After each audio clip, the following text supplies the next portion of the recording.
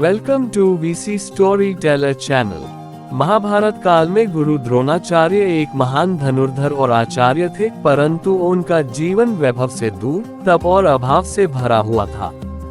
अगर ये चैनल आपको अच्छा लगे तो प्लीज लाइक और सब्सक्राइब करें। वे हस्तिनापुर में राजकुमारों को शस्त्र शास्त्र की शिक्षा देते थे, फिर भी उनका निजी जीवन संघर्षों से भरा रहा। उनकी पत्नी कृपि गौतम ऋषि की पुत्री थी, संयम, धैर्य और त्याग की प्रतिमूर्ति। लंबे समय तक द्रोण और कृपि निसंतान रहे। संतान की कामना में दोनों ने कठोर तप, व्रत और यज्ञ किए, क्योंकि उस युग में संतान केवल वंश वृद्धि नहीं बल्कि धर्म और कर्तव्य की निरंतरता का प्रतीक मानी जाती थी। कई वर्षों के तप के बाद कृपि ने एक तेजस्वी पुत्र को जन्म दिया। बालक के जन्म के समय आकाश में विचित्र संकेत दिखाई दिए, मानो किसी महान योद्धा के आगमन की घोषणा हो रही हो।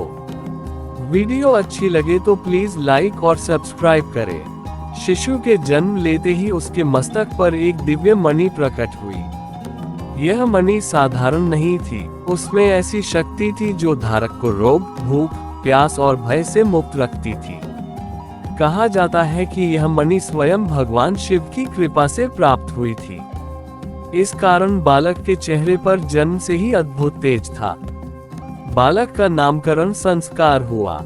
द्रोणाचार्य ने उसका नाम अश्वत्थामा रखा। नाम के पीछे एक कथा प्रचलित है।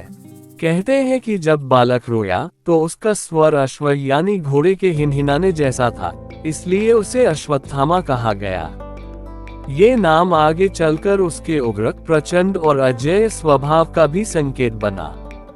अश्वत्थामा का बाल्यकाल साधारण नहीं था। द्रोणाचार्य स्वयं उसे अस्त्र शस्त्र का ज्ञान देने लगे। गुरु पुत्र होने के कारण नहीं, बल्कि उसकी विलक्षण प्रतिभा देखकर द्रोण ने उसे कठोर अनुशासन में रखा।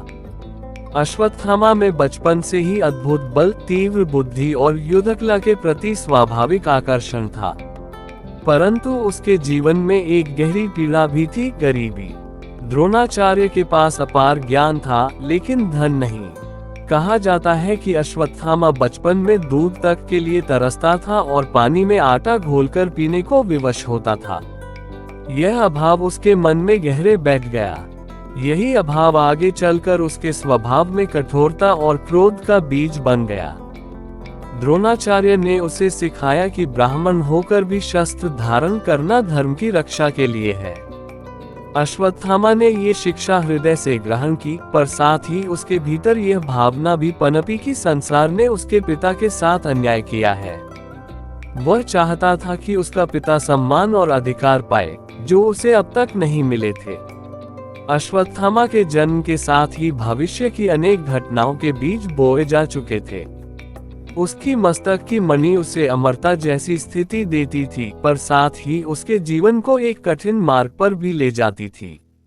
वीडियो अच्छी लगे तो प्लीज लाइक और कमेंट करें। वह जन्म से ही असाधारण था, न केवल शक्ति में बल्कि अपने भाग्य में भी। ये जन्म किसी साधारण योद्धा का नहीं, बल्कि उस पात्र का था जो आगे चलकर महाभारत के सबसे विवादास्पद, पीड़ादायक और करुण पात्रों में गिना गया। अश्वत्थामा का जन्म ये सिखाता है कि केवल दिव्य वरदान और असाधारण शक्ति ही जीवन को महान नहीं बनाती। व्यक्ति का चरित्र, उसके निर्णय और परिस्थितियों से उपजा उसका मनोभाव ही उसके भाग्य को गढ़ते हैं। द्रोणाचार्य का पुत्र होना उसके लिए गर्व का कारण था, पर उसी के साथ यह उसके जीवन की सबसे बड़ी परीक्षा भी बन गया। अगर ये चैनल आपको अच्छा लगे तो प्लीज लाइक और सब्सक्राइब करें।